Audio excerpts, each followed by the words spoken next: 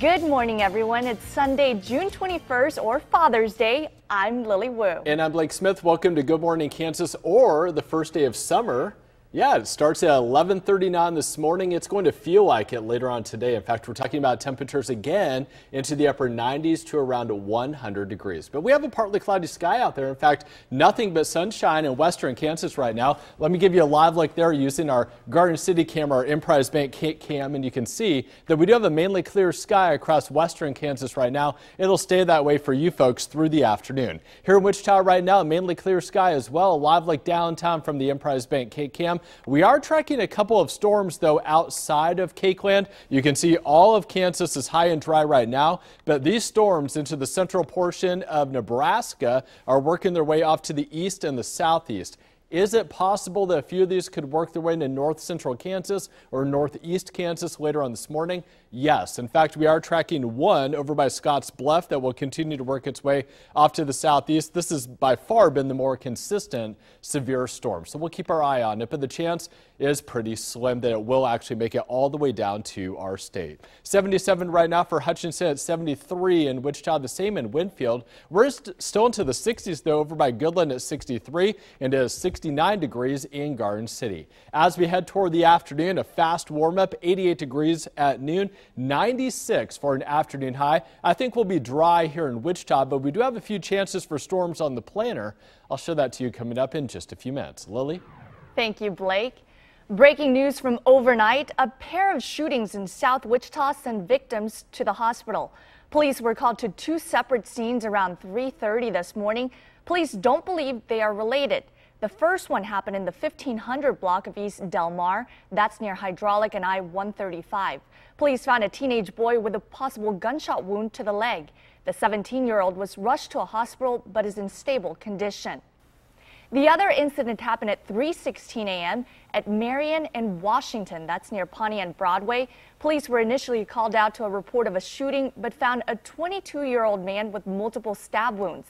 He was rushed to a hospital and is also in stable condition. On the shooting at Marion and Washington, the victim, we don't believe that he sustained any gunshot wounds, but possibly has some stab wounds. Police are still looking for a suspect. They continue to investigate both incidents. New this morning, a block party in Detroit turns deadly. One person was killed and 9 others were hurt Saturday night when someone started shooting at a neighborhood block party on a basketball court. The victims range in age from 21 to 46. Police say the 20-year-old man who was killed was targeted by the shooter. The block party was attended by families with small children in strollers. I was scared. My heart was beating. I was racing. There's kids out here. I'm living. And there's no excuse. There's not any excuse why no one's not talking. Now, there's people at the hospital. We're going to find out as much as we can. But come on, man up or woman up, whatever, and tell us what's going on. And in Philadelphia around 10 last night, a gunman started shooting on a block party, leaving 7 people injured, including a 2-year-old and a 10-year-old. Both children were taken in critical condition. The toddler had a wound to the neck. Police don't believe the shooter was attending the party, but may have been there earlier in the night. And a woman in critical condition after a fire at her West Wichita apartment. Crews were called around 7:15 last night to the apartment on West Parr Lane near Central and Ridge Road. Firefighters found a small fire in a bedroom, which they quickly got under control. The woman in her 60s suffered smoke inhalation and burns to her face. Her injuries are considered non-life-threatening. No word on the cause of that fire. And early this morning, fire crews responded to a house fire in southwest Wichita.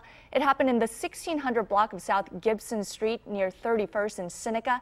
Fire crews were called just around 1:30 this morning. No one was hurt. It's a national organization that makes birthdays extra special for kids who have lost military parents.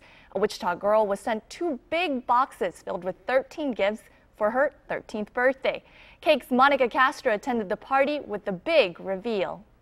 Birthdays can be tough when you lose a parent.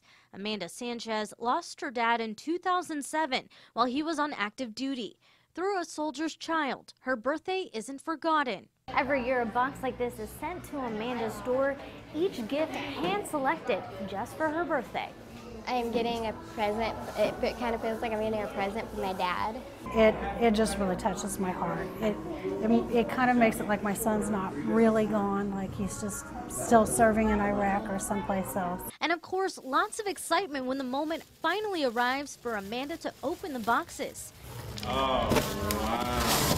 They've been sitting at home for weeks with this message. Really exciting when the boxes show up, and it's hard not to try to get into them and peek. Inside, not just presents, but a special note. We at A Soldier's Shrine want you to know that we haven't forgotten how big of a deal that is. Amanda says it's hard not to get a little emotional opening up the gifts. When I open it, it makes me kind of sad. It's not only a reminder of her dad, but that strangers care. They take their own personal time to wrap every single gift and put it in a box set and ship it to wherever you are. A soldier's child helping to make Amanda's birthday much more memorable. Monica Castro, KAKE News.